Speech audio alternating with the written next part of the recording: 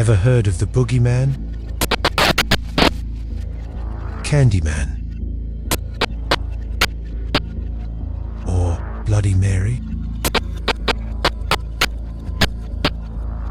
What if I told you that there was another legend, even more sinister, about a creature I fear to even utter its name? Osloon.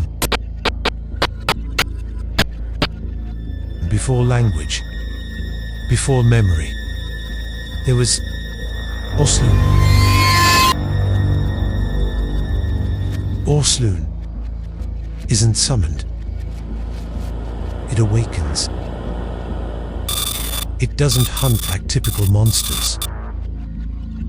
It waits, seeping into places where reality has begun to rot, decaying homes, shuttered hospitals, ghost towns. Once it's noticed, it latches onto your perception. It comes when you observe, and its form is never the same as it changes based on the observer. You won't see it at first, but mirrors glitch, shadows curve unnaturally, voices mimic loved ones.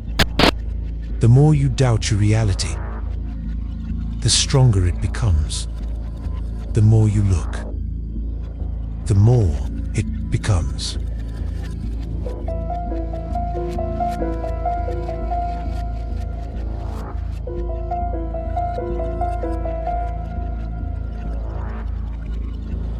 Our story starts with a flickering camcorder feed. A young urban explorer named Jeff films himself outside a chain-link fence, breath visible in the cold. He addresses the audience casually, unaware that the building behind him, a decommissioned psychiatric hospital, holds a secret that watches back. Jeff says to the camera, "Yo, this place isn't on any maps. No records. Not even locals remember it. I got the address from a locked forum thread. Whatever's inside, we're the first eyes in decades. Looks creepy as hell. I feel like I shouldn't be going in there. Something feels off about this one, guys. But you guys want to see what's in there, and I'm the guy who promises great content, right? So, let's get in there."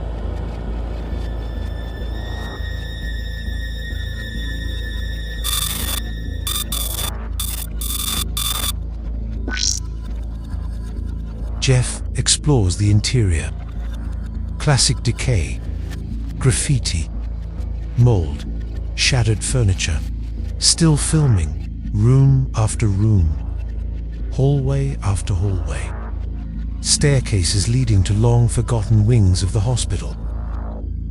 Jeff swallows with great fear as he turns every dark corner, still feeling like this one should have been left alone. All this time, the camera catches glimpses of dark reflections in puddles and broken glass. But it was never obvious to Jeff. But he still feels like something is watching, is waiting. He finds a dark, rotten hallway where the air changes. So silent, the dust here doesn't move. The air is very still. When he reaches the end of the corridor, he finds a black metal door, etched with a sulfuric sigil. He opens the door. Inside, a perfectly preserved observation chamber. Walls lined with mirrored glass. A padded chair bolted to the center, and a camcorder aimed at the seat still recording. Red light blinking. Jeff says, "Why is this clean? It's like brand new. Like it's never been used. All the dust that's in the rest of the building hasn't even touched this room. Something doesn't feel right in here." He quickly grabs the camcorder and leaves the room, not looking back for even an instant. He doesn't notice the reflection behind him isn't moving in sync with him,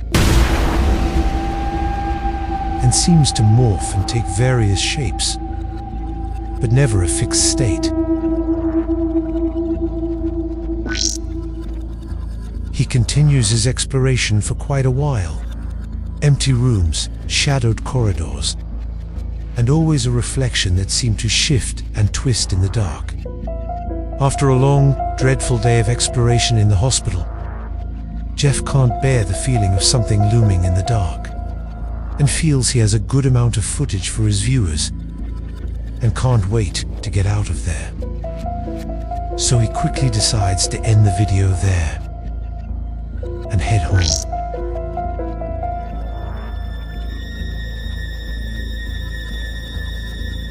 Later, Jeff starts to upload the footage, but his computer glitches and crashes. So, while he waits for the computer to reboot, he decided to watch the footage on the camcorder he found to see what was on it. Excited, he hits play. The video plays. To his horror, he sees himself sitting in the padded chair, head tilted, muttering in a deep, distorted tongue. His voice, but not his memory.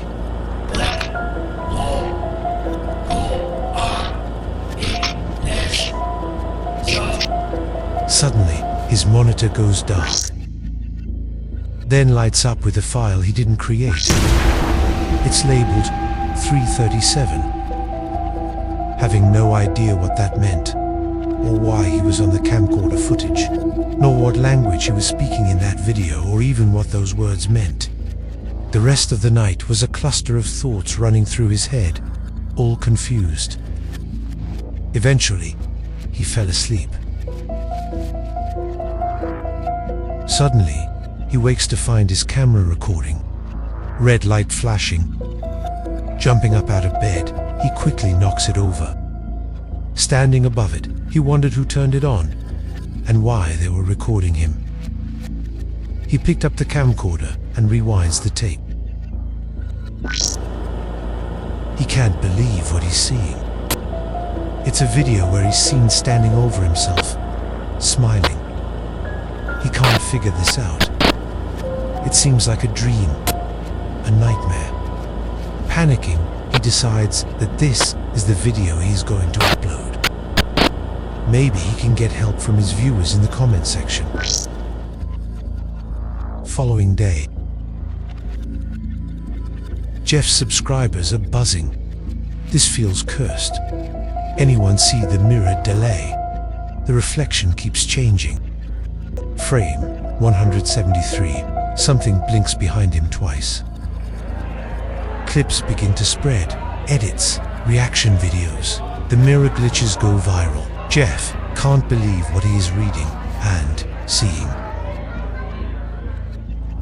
Days later, in Jeff's apartment, he's stopped sleeping, exhausted, but can't turn his thoughts off.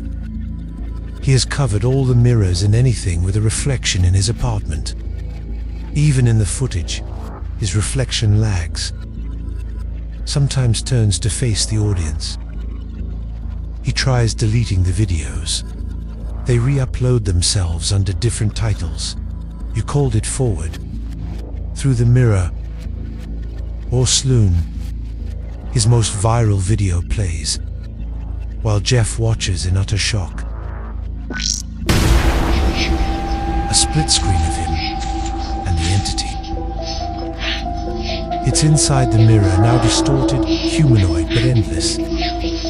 Teeth like glass. The voice is a mix of static and chanting. Viewers report side effects. Seeing Jeff on bus stop TVs, inside black mirrors of their phones. Some claim he's in their dreams, just standing, staring. The more people watch, the closer Sloan gets.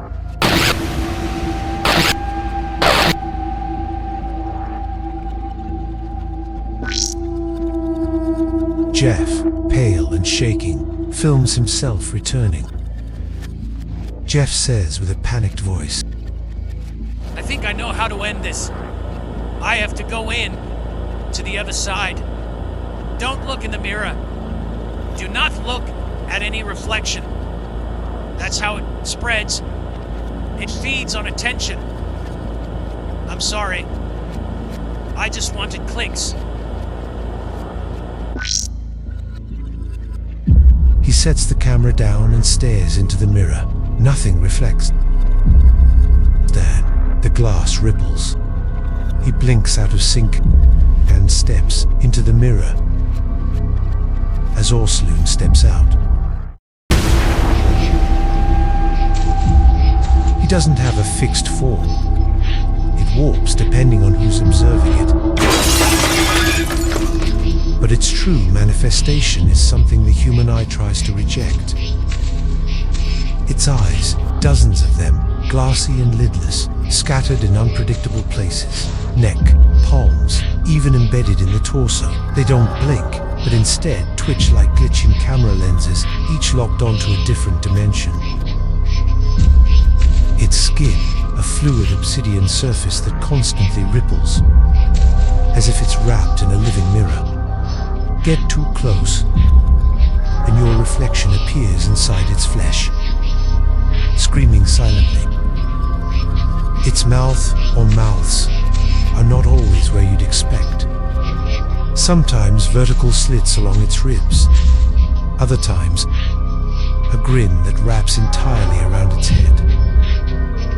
The teeth are translucent like broken mirrors ground into razor shards.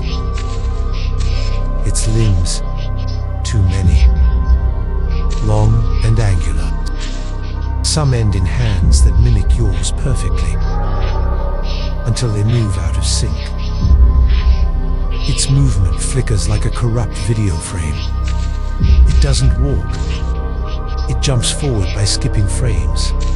In reality, you think it's 10 feet away, until it's suddenly beside you.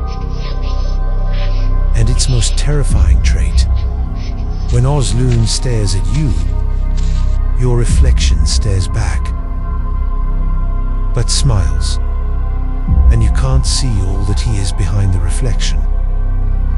The demon he is.